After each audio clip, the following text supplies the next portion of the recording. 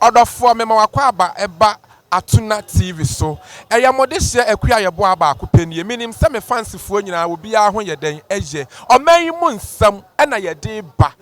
ba dendendin gidigidi ewo ATUNA TV so odofo agibra na giwagua na gigidam se na ntwebe ma na chacha wantumi anye adam se na chacha na gigidam se na yede ne hwa ne ntahwa edenden gu ba bia odofo na mabawura aha de say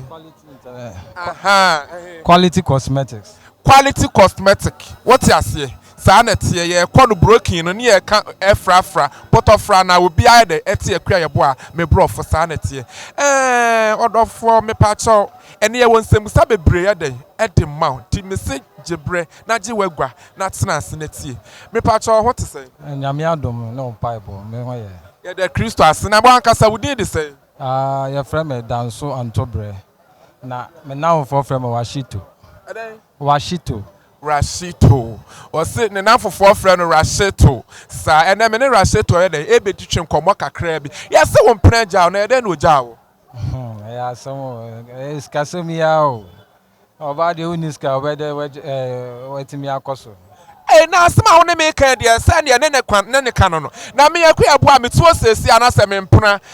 hwe me yie de me pɛ me nya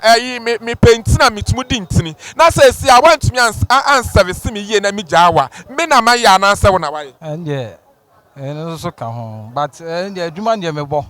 Me ya de pa me bɔ adwuma wo mpam na so no sikasam nka ho a. Na eden na sem enko because be akwa ebo a me ba ye wo store ha bibia bi yeden e wa ha nti wo giska me be ni papa na gu ha nya agoma mo excuse no kropa this no o man no ma yeden kakra ni o ma no de bia to ano mutum ni o ma obefa no obefa china obeba no yasa atum ti de bia no na price no increase ti wa hwe wo no wa nton ni o ma ya de bia oboka e ka no so ba sa na beba study a minua be ma o ka no o se o man mu ayeden na wonye sure se Ghana adwadifo se ebinom ye fon pa ebi ye fon pa because say yetini amasokura mo de mu gina na mu gina no crow and no say yetete so a say yes forward ever backwards never eti omo tete so a ni nyina say ebe hu say obia hu say nyina atete so de a no de yeso yebete so minua we de wo kan de sebia yenkwase asem na one me ken won say akwa ebo ara me enche na kire se me to bomb enche na me akwa ebo ana me buofu because me pen kwase asem me yebo asiama fredodo na atum frem yebo asiama want to me anka akwa ebo abetuma frem lollipop o pagya wa no soro koso na abegya abafom pam na lollipop me pesa me kire se yete niema so a e wo se adwadifu a mo o me mo so mo ya de mo tse niema so adentia ehon na hia me eno man de ebete so e mu se o mate so a o maka so mate so yi ozo te wo de so afa no masa atum nti eza na asa ya hia stable ya ngasa na me pa chewo o de me san so ba ge na wo si woni wa de agyan no na wo se na wo service ni yie na wo ba wo bo na konhoma utumu bu pan yie kama edentire otumu free wachi ndi nsempi ene mema o maba wo wani tua omo hu se obi tale ho na no mo pe so mo kwakwa hwe omo de omo mpe omo hu se wo ni obi na ma no obi ani de akire me say no me ma afa me ho bebere awale because ma me fa omo a na achi wo mo se nya me si handle no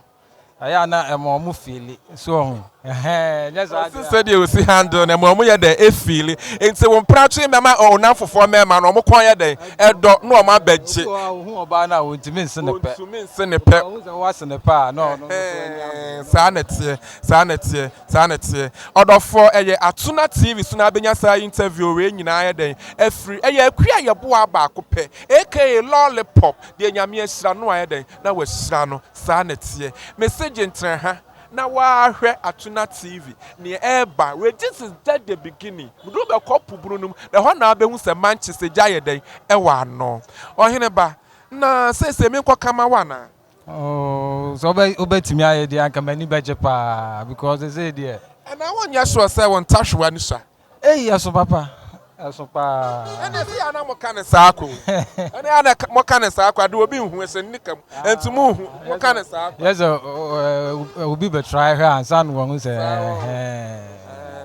Mate. Me nua be ma nyame nsira wate. Nyame nsira wo pa. Odofo bomode na wegwa na hwe ATUNA TV. Me pato maka tro se we na hyase. De powura poburu mo ho na be hu say de niam oman yi mu nsem. Ekuya ye boa me ana me de ye de me de brew tokro bia be ye den e be gine de saa na tie me to asesi a me ntumu nsie no kore na me man kontompo nya den e me de hine me yesa na ma bretro konkron no enti ATUNA TV me de no kore de eto de no kore de eda me pa che me nua be ma nya me nsira wo pa nya me ma udwa